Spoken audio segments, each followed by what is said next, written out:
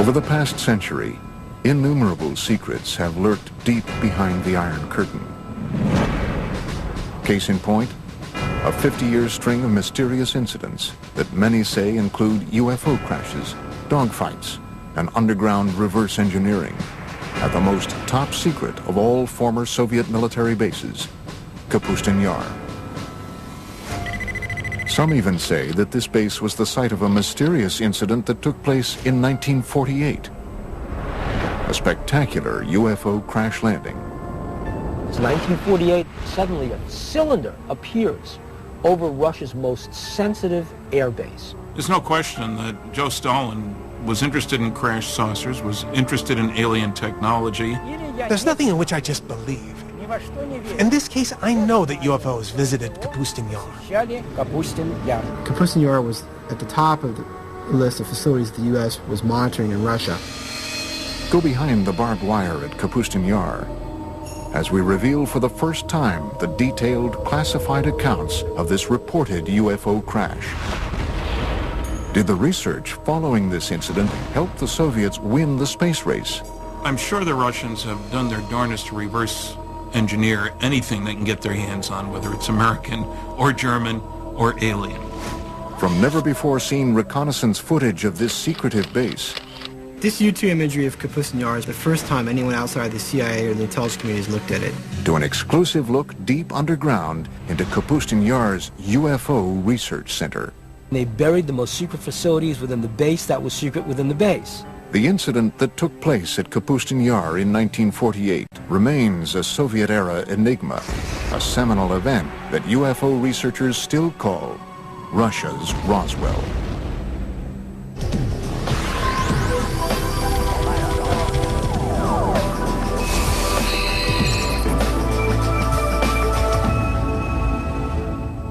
This is Kapustin Yar, a top-secret military facility located 60 miles southeast of the former Stalingrad and 500 miles south of Moscow. Built under the personal direction of Joseph Stalin, it is Russia's oldest and largest military facility. Its activities over the past 60 years have fueled controversy over what really goes on behind these walls.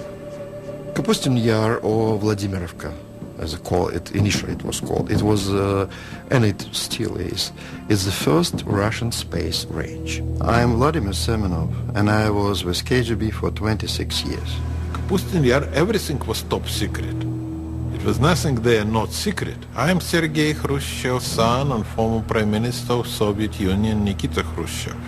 Less than a year after the Roswell crash made headlines around the world, many believe that this Russian base may have experienced a landmark UFO encounter and crash of its own.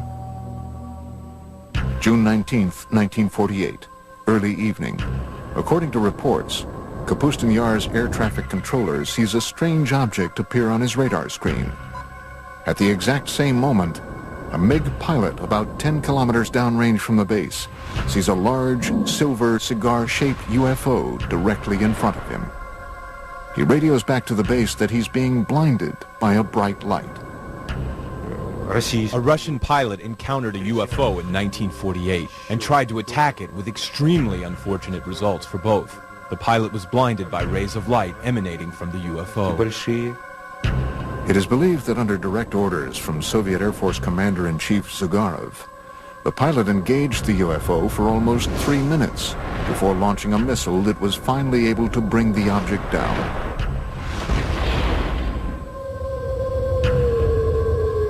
But unlike Roswell, this crash never made the papers. It's 1948, it's a secret airbase. Suddenly a cylinder appears over Russia's most sensitive airbase. They scramble the MiGs. It's a dogfight. Russian pilots are good. And imagine this plane getting right on top of that craft. The MiGs fire their rockets as the directed particle beam weapon explodes the MiG, and they both go down. Reports suggest that the blinded pilot, in his final attempt to regain control of his MiG, was hit by the object's weapons and perished along with his airplane. What did the aliens use? What were they firing? What they were probably using was a particle beam weapon. We know what the MiG used. It was the things that the Russians were using at the time. It was firing its guns, it was firing its rockets, and it was firing some very early version of a missile. Somehow, that MiG was able to break up the anti-gravity envelope that surrounded the craft. The cigar-shaped object couldn't stay aloft anymore and crashed. And the Russian retrieval teams, overjoyed that they have their first spacecraft, jump on this thing, and they take it underground to Zitkar, and the Russian secret UFO program begins. I'm Bill Burns, publisher of UFO magazine. Let's face it, everybody wants to get his hand on a flying saucer. It's a wonderful weapons delivery and defense system. I'm Stanton Friedman. I'm a nuclear physicist, lecturer, ufologist. This 1948 crash is one of many strange events that has turned Kapustin Yar into an even more mystifying version of America's Roswell and Area 51. The Soviets had to get their hands on what we had. We had the Roswell crash. We really had a storehouse of technology that we developed in the early 1960s out of Roswell. The Russians didn't have that. Well, how do you get that technology? It doesn't just fall out of the sky. You go after it. And the Russians went after it by embarking on suicide missions. Anything they could do to get their MiG pilots to shoot down an extraterrestrial spacecraft was fair game. From the time it was constructed in the early 1940s, Kapustin Yar was cloaked in secrecy. It is a place where it is said the Soviet Union's top researchers, scientists, and military specialists were sent to develop highly classified Cold War technology and weaponry. I know everything because I spent months and years in the Kapustin Yar working there testing our cruise missiles that we designed for the Soviet submarine to sink American aircraft carriers. Kapustin Yar was on a very short list of facilities that the U.S. intelligence wanted to get imagery of. There's three things going on there. They're testing surface-to-air missiles, they're testing surface-to-surface ballistic missiles, and they're also testing air-launched missiles, cruise missiles. All three are going on at the same place, and so it's of high interest to U.S. intelligence. In fact, the building of the base was so secretive that when a small town nearby was deemed by the Soviet military to be too close for comfort, its residents were evacuated, and it was simply eliminated. The name of the town? Zitkar. Zitkar is a small town just a few miles downrange of the Kapustin Yar test complex, and basically probably what happened was the Russians decided that due to people seeing what was being tested, it would be better to just close that town off. Many researchers believe the name Zitkar was subsequently assigned to the highly classified subterranean UFO research center beneath Kapustin Yar. There is an idea that in Zitkar and Kapustin Yar there is a storage point for crashed UFOs and corpses of the visitors and members of their crew. Zitkar is analogous to what Area 51 is to Nellis Air Force Base and Groom Lake in Nevada. Different countries have various places where they take their UFO technology. And what they do with it is they try to break it down. They see what it is and how can we reverse engineer this. But long before the 1948 crash, the area around Kapustin Yar and the skies over Russia have been home to many other well-documented and eerie encounters with UFOs. Some date back to a time before what we know as Russia even existed. Russia is a huge land. UFOs have been sighted over its territories for, I would say, thousands of years. I am Paul Stonehill, co-author of UFO USSR. One, which is quite famous, was sighted back about 950 AC by an international traveler of the time, Ibn Fadlan. He and his co-travelers were able to see strange sightings in the sky that scared them immensely. But the local people would laugh at them and say, we see it quite often. Aerial battles, beings fighting each other, strange aircraft, something that's similar to a Star Wars battle scene from a modern movie. Amazing stuff. Legend has it that the spectacular aerial battles that played out in the skies gave the Arab warriors strength and courage to defeat their enemies during the next day's fight. In the 17th century, Russia experienced a rash of UFO sightings. These objects were described by many who witnessed them as comet-shaped balls of fire. The most famous one would be the Rob Ozero incident, when a very unusual, huge fiery disk arrived in the area of a northern Russian lake. One eyewitness submitted the following account. On this, the 15th day of August in the year 1663, a great crash sounded out from the heavens. Around the stroke of midday, there descended upon Robo-Zero a great ball of fire from the clearest of skies. In front of the fire, there were two fiery beams. It went from south to the west and was about 500 meters away when it vanished. But once again it returned, staying over Robo-Zero for 1 hour and a half, filling all those who saw it with a great dread. This documented account goes on to detail fishermen scalded by the burning lake, along with glowing fish that flung themselves onto the ground to escape the looming fireball. Stories, like what they saw over Robo-Zero, were common in pre-revolutionary Russia and outside of Russia in Europe. When we speak specifically of sightings on the territory of the Soviet Union, percentages are very high, more than 50%, that these UFO sightings would be some sort of fiery, sphere-shaped UFO. Another extraordinary sighting took place over Moscow in 1892. An eyewitness report was later published in the March 17, 1892 edition of the Russian newspaper Svet. The pillar of light was pointed straight down to the earth, forming a cone-shaped bundle of rays in the color of ordinary flames. The brightness was considerable and can sometimes be compared to the brightness of an electrical street lamp. The point from which the rays originated didn't move during the whole time, and the rays were visible for 20 to 25 minutes. While enormous fireballs have been sighted over Russia for centuries, there have been none bigger or more devastating than the event that leveled the Siberian forest of Tunguska in 1908. And of course it was one of the theories which have to appear that it was not a comet, it was not meteorite, that in reality it was a spacecraft. Coming up, did a UFO explode over Tunguska? It is believed that not one but two objects collided over the Tunguska in 1908, equal to many Hiroshimas. And later, what happened to the wreckage of the 1948 crash at Russia's Roswell?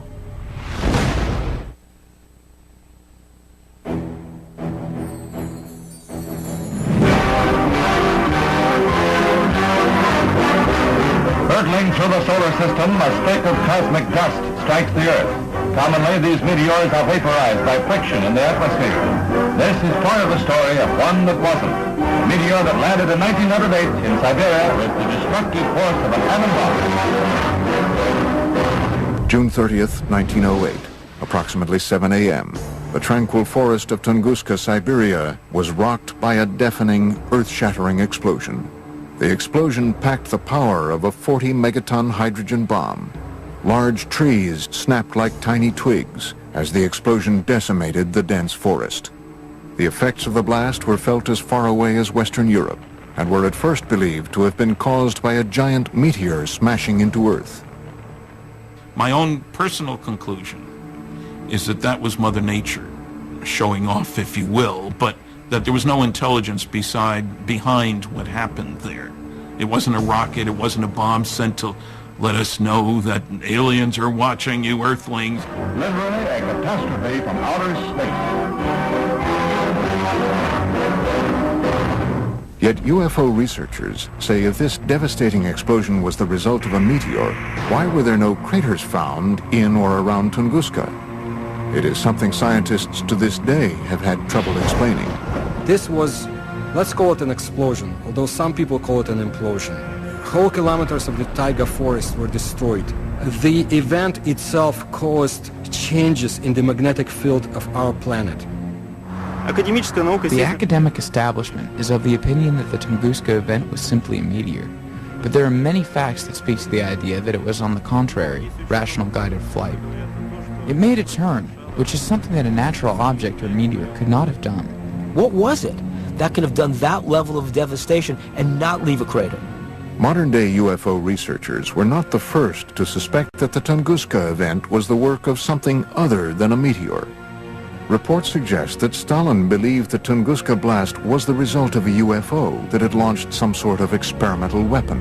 Stalin was interested in the acquired information to determine whether UFOs presented an immediate threat to the Soviet security. That's why he used some of his top scientists to give him an assessment. Scientists like Korolev studied UFO materials. Sergei Korolev, one of the Soviet Union's most celebrated scientists, would go on to become the father of the Russian space program and the man responsible for Sputnik. Along with Stalin, he was determined to solve the mystery of Tunguska. These observations prompted him to finance an expedition to the place where the Tunguska event happened. Sergei Korolev used his own money to send an expedition to the Tunguska area in helicopters. Korolev never met with Stalin. There was some researchers who was looking to prove that Korolev really met with Stalin, but they didn't find any record. Stalin presumed it really could have been a spaceship. He wanted to find the fragments of that ship, put it back together, and recreate the object for military purposes. Initially, Korolev found that many of the physical scars left behind at Tunguska were still visible. But the most shocking discovery came in the form of radioactive metallic fragments found at the site. Debris uncharacteristic of any asteroid or meteor. If you go along the flight path of the Tunguska object and continue past the crash site, you reach an area that Russian ufologists call the Devil's Graveyard. It's a 300 square meter area where not a single plant grows and animals die. It also has a higher than normal radioactivity level. This is a result of what might possibly be a radioactive metallic fragment from the crash. The radiation levels were there. I mean, meteors don't come down with that level of radiation. So one of the stories is it was a mothership that detonated. It is believed that Korolev privately told Stalin that the incident at Tunguska had indeed been caused by a UFO, fragments of which were still scattered around the area. However, in his top-secret official report, Korolev is said to have told a much different story. The official party line, Tunguska, was the result of a giant meteor. The whole point was, if the information serves the bureaucracy, good. If it doesn't, it doesn't exist. So where were the radioactive fragments from Tunguska taken? Some believe the evidence was transported to Kapustin Yar's underground base, Zitkur. Different countries have various places where they take their UFO technology. Well, the Soviets basically had one at Zitkur, and it was where they could try to figure out what the technology is and how do we use it. And of course, the security around those bases is essentially shoot-to-kill security. Was Stalin's team of scientists inside the underground lab of Zitkur using UFO wreckage to advance their fledgling missile defense and space programs? They had a couple of people, men, at the top of their program who really pushed the space program. I'm Fred Kulik at Caltech. The head of the space program had direct connection to Stalin and later Khrushchev. In their quest to acquire UFO technology to beat the Americans in the space race, it has been reported that top Soviet military officials ordered MiG pilots to shoot down UFOs as far back as World War II, at a time just before the Russian Roswell crash of 1948. So that gives you a two-pronged concern about UFOs. One, you want the new technology to top the other guy's flying technology. And two, we need to be on the alert for new stuff from them. So either way, you want your guys to shoot them down. As the word spread that UFO wreckage from Tunguska and the 1948 incident were being studied at Zitkur, Russia's Cold War enemies were becoming more and more intrigued by what might be going on above and below the top-secret military base. The CIA had agents in the Soviet Union back in 1950s who had reported on UFOs, and the CIA was very much interested in what was happening in the Soviet Union. Coming up, shocking, never-before-seen U-2 reconnaissance photos of Kapustin Yar. And later, an underground tour of Zitkur, revealing for the first time ever the base within the base at the center of Russia's Roswell. In the early stages of the Cold War, the Soviet military test site of Kapustin Yar became a hotbed of secret activity. Activity that involved advanced weapon, missile, and rocket tests. So after World War II and the development of the atomic bomb, they were not able to build small atomic weapons. So they had to build big rockets to carry them. Unlike the U.S., we still had fairly sizable rockets, but we could miniaturize things to a certain extent, much better than they could.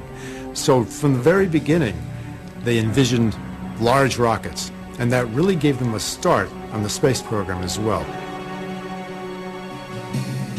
The Russians had one of the scariest pieces of paper I've seen at one of the 20 archives I've been to, said that the Russians have made more progress in the past 18 months in the development of nuclear weapons and methods for delivering them than had been anticipated for 5 years. That was in 1951. By the early 1950s, rumors of UFO activity and experiments at Kapustin Yar had indeed leaked beyond Soviet borders.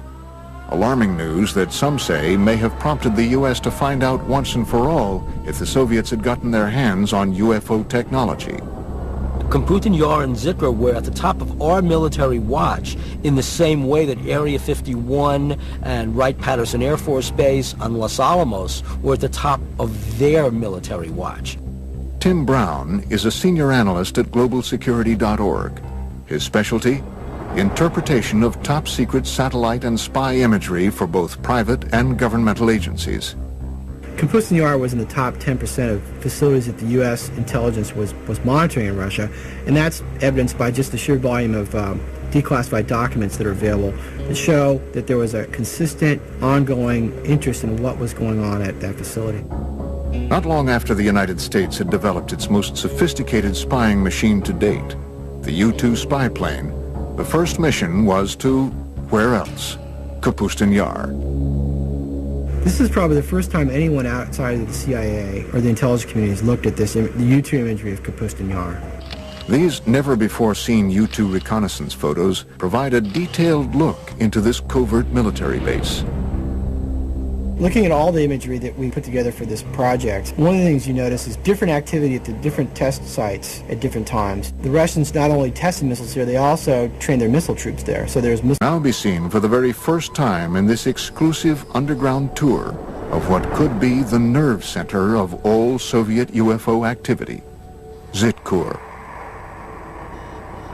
Based on reports and drawings from Russian UFO expert Anton Anfilov, seen in the West for the first time, this rendering is what might possibly be the first glimpse ever of this secret cryptic facility a quarter-mile below Kapustin Yar.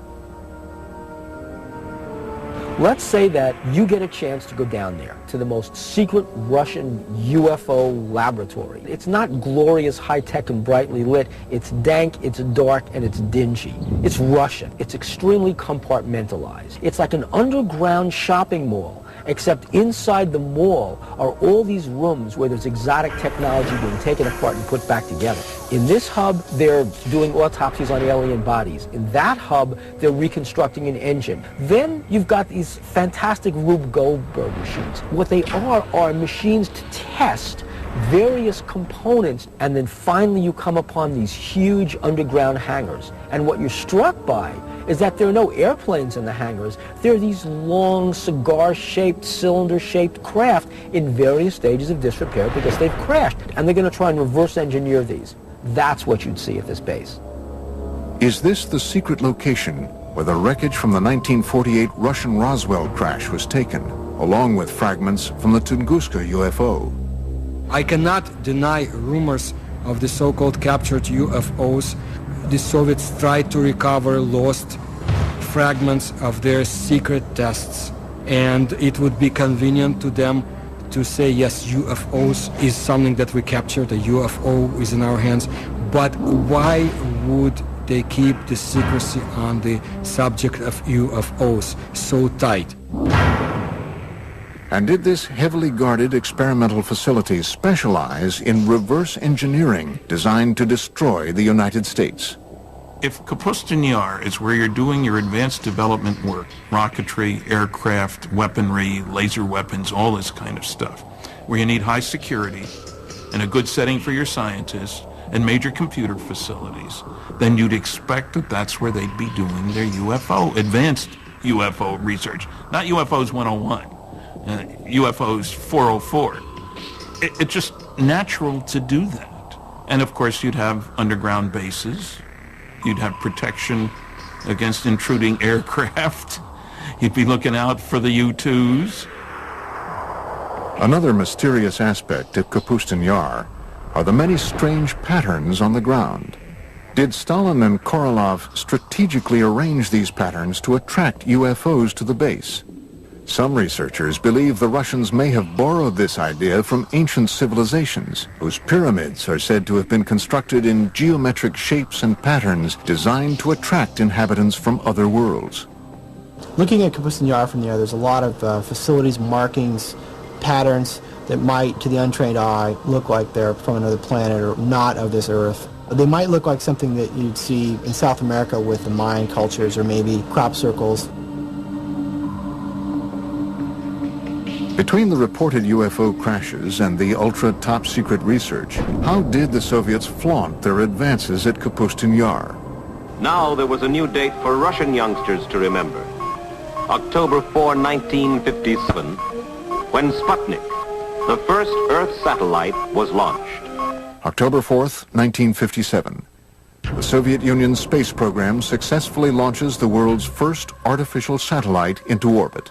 In the history of the Earth, no other event had captured the imagination of so many people as this first step into space. 4 years later, the Russians once again beat the Americans by launching Yuri Gagarin into space in the first manned flight to orbit the Earth. 2 feats that put the Soviet Union way out in front in the ultra-competitive space race. We are the first, and all next steps in space for, I would say, for nearly 10 years, Soviets was ahead of the United States. First man into space, first woman into space, first walk into space, first rendezvous in space, first docking in space, and so on and so forth, until 1981 when the shuttle was launched. I'm sure the Russians have done their darnest to reverse engineer anything they can get their hands on, whether it's American or German or alien. Coming up, relive what many believe to be a spectacular UFO crash at the actual site in a village near Kapustin Yar. I don't recommend that we stay here any longer. It's already harmful. Let's leave here and go to some place where no unknown forces can act upon us and influence us. And find out exactly what the KGB knew about dogfights between MiGs and UFOs at Kapustin Yar as we open the mysterious KGB Blue file.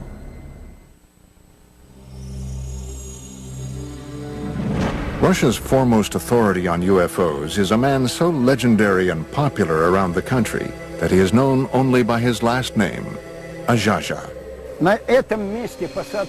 On this spot of the UFO landing, an American group is filming for the first time.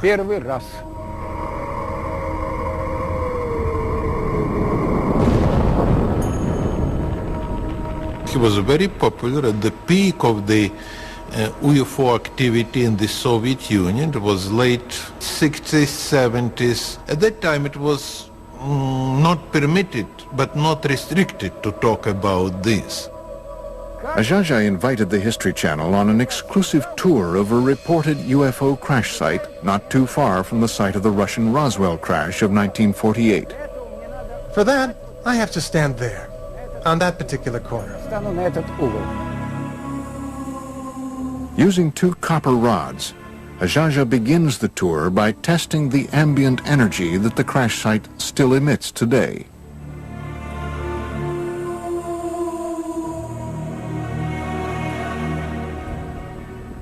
There it is, a negative sign right there. Down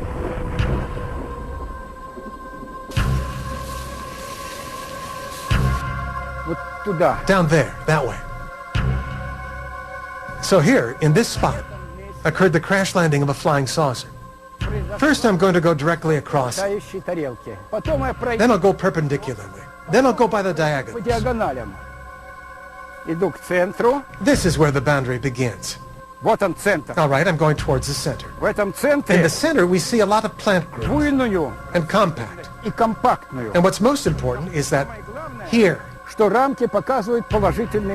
it shows a positive signal. Now we are going towards the border. Now they're showing neutral. And here, here's the other part of the border. Right from here to over there. Now I'm going away from the center, toward the other side. Ajaja is walking the 100-foot by 20-foot outline of a cigar-shaped UFO that reportedly crash-landed here in 1961. Again, now we're going back. It shows a powerfully strong signal. See how it's turning? It's powerfully positive. We're going back. Negative. There it is, see? Here's where the border is. We got 1 point over there, another point over there. 3 point and 4 point.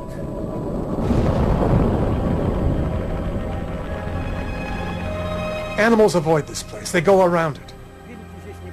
Cattle don't graze here.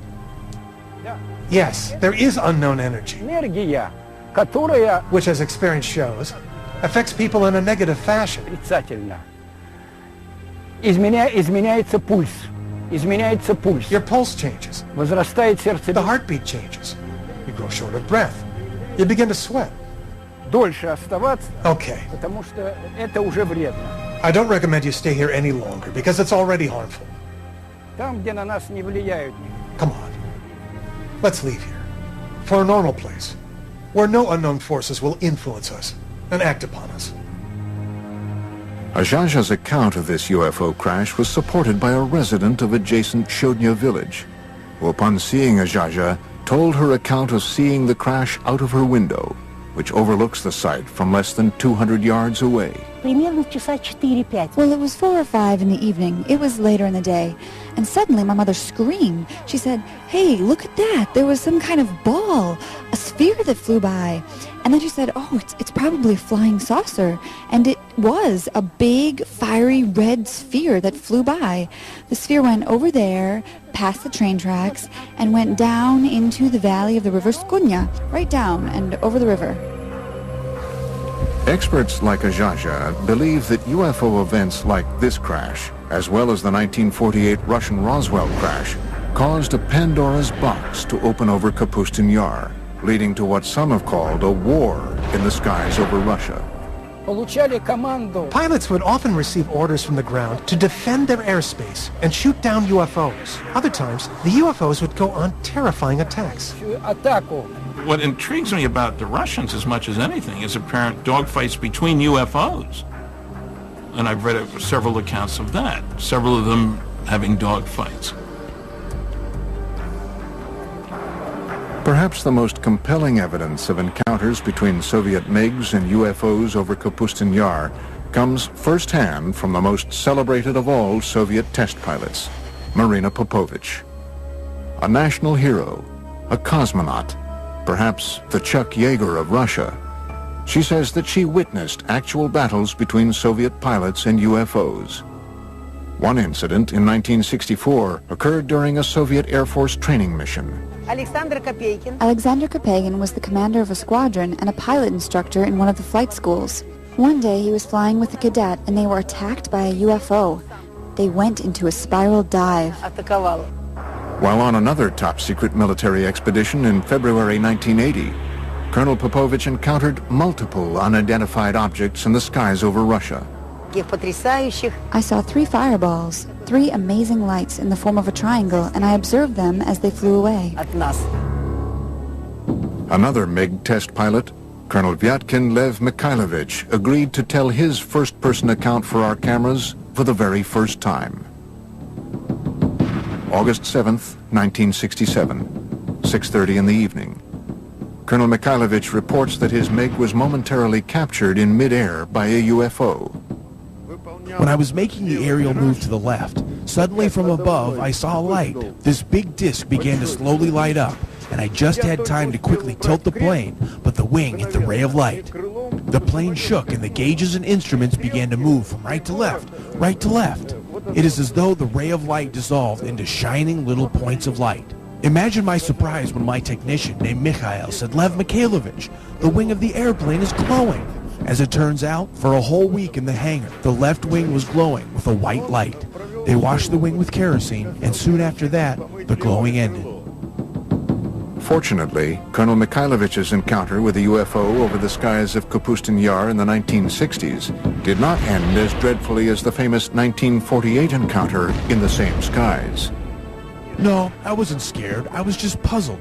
I was particularly stunned that the ray of light turned out to be hard, because I felt the impact. As UFO reports continued to stream into the Soviet government from both civilians and military officials, the KGB was busy covering up the reports, silencing those who made them, and clamping down on the press. But all the while, the spy agency was creating an official report on UFO activity in the USSR called the KGB Blue File. Americans will never understand this, you know, because you have to be inside KGB to know the power KGB had.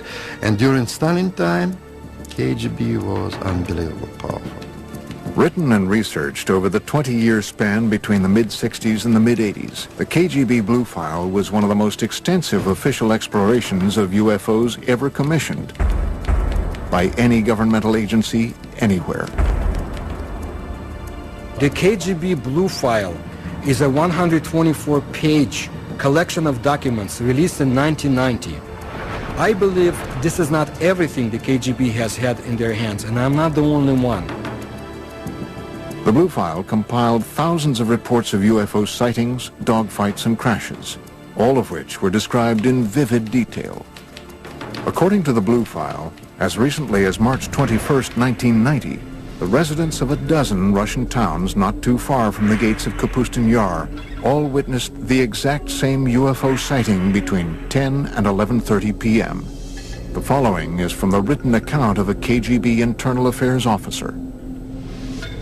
After obtaining more exact information, it was established that a rather large number of residents in nearby cities became eyewitnesses of a UFO, and in several cases, 2 UFOs. One witness saw a ray of light emitted from the object that illuminated the Earth's surface. If there are so many rumors and talks about UFOs, sooner or later government will ask its intelligence. What's going on, guys? Explain us. And KGB had to create this file with all the publications abroad and some witnesses who saw or thought that they saw it. Is it possible that this 1990 incident could have been a simple military test sent up from the grounds at Kapustin Yar? Or was it yet another incident involving UFOs? Coming up, shown for the first time outside of Russia, exclusive footage of what might be the only recorded evidence of a fireball UFO crash.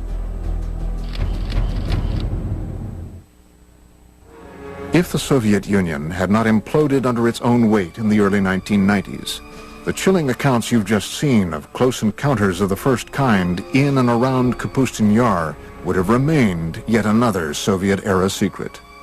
It's different, because the time is different. You know, if you're talking with elder generation, yes, of course, no question about this. But nowadays, absolutely different. You know, younger generation now, they are living in another society and they have much more freedom. This new freedom in Russia helped the producers of this program acquire, through official channels, this Soviet military footage you are about to see. Throughout the 50s and 60s, the Soviet military experienced a string of failed rocket launches and missile tests that resulted in one disaster after another at the base. Were these simply accidents or retaliatory attacks by UFOs? I have heard a story, for what it's worth, and I don't usually talk about myths, but I've heard that 4 Soviet big launch vehicles were exploded on the pads by aliens because they kept trying to shoot down the flying saucers. Hidden from view for 45 years, a Soviet military cameraman captured the after effects of what appear to be two fireball-shaped UFOs that reportedly crashed early on June 3, 1960. From what we can determine, not a single person outside of the Soviet military and KGB has ever seen this footage. 3 Red Army firemen are seen running from this massive fireball, which, according to reports, continued to expand, causing other massive explosions in the area for over an hour. One of the fireball-shaped UFOs was believed to have destroyed 3 Soviet rockets on their launch pads, while the other targeted and destroyed a rocket fuel depot, all just yards from the Zitkur underground UFO research facility. The charred remains of the 2 reported UFOs seen here were quickly sent across the base to Zitkur. Try and imagine Earth as an undeveloped colony. And just like the United States and the Soviet Union fought wars over other areas, political wars over other areas, imagine the aliens want our resources. And they're fighting over Earth the same way the U.S. and the Soviet Union had conflicts over other areas after World War II. How could all of these shocking events have been held back from the public for so many years? The Stalin's time and early post-Stalin times, everything was restricted. So he was not allowed to talk about this. In Stalin time, they will simply send you to the prison. Could all of these UFO accounts and the trail of freshly unearthed evidence of UFOs be attributed to logical explanation? Or is it possible that strange things really do happen in Russia? A reporter for one of America's largest newspapers says yes. In May 2005, reports reached the Moscow bureau of the Los Angeles Times that a lake about 3 hours away from Moscow had simply vanished. We went up there because we heard that it had just disappeared, and I said, you know, I'm not going after this story. A lake does not just disappear. Kim Murphy visited the site a few days later. Her account was published on the front page of the newspaper on May 27, 2005. We got up there and just found this huge hole in the ground. The only eyewitness, as far as we know, who actually saw what happened, described going down to the lake where he says there's this swirling of water that looks like water going down a toilet bowl, just, you know, in a raging circle, just tumultuous. And it's going and it's going and it's going, and pretty soon it's gone. From disappearing lakes, to fireballs seen in the sky, to reported attacks by cigar-shaped UFOs, Russia continues to be a land of incredible mystery. And as top-secret work continues to this day at Kapustin Yar and Zitkur, the base remains a potent lightning rod for UFO activity. According to one researcher, Kapustin Yar was the site of a crash in 1989, and even more recently, the debris of a 1997 crash in Poland was taken to Kapustin Yar for analysis. Recent political moves by Russian President Vladimir Putin have caused some in the West to accuse his government of closing the Iron Curtain once again on today's vibrant Russia. On a day-to-day basis, people are convinced and worried that Putin's Russia is a much more authoritarian Russia than was Yeltsin's Russia. They do know that UFO information is not available from Russia as easily as it had been before. You lose the ability to control secrets in an open society. Putin came out of the KGB. He's seeing a lot of valuable information and valuable technology go to private sources. The Soviet Union is closing down in a lot of areas, but also closing down in UFOs. It might be even longer until the curtain is pulled back on the secret underground laboratories and lairs of this legendary Area 51 of Russia. And we have only just begun to scratch the surface of the puzzling mysteries of Russia's Roswell. Extraordinary claims require extraordinary evidence. Seeing is believing. It's 1,000,001 chance, but it's happened before. The impact would be a catastrophe, a disaster that's absolutely unparalleled. One cosmic event that could devastate our world in an instant. Asteroid apocalypse. on mega disasters, tonight at 9 on the History Channel. The whole globe reduced to ash is just scary.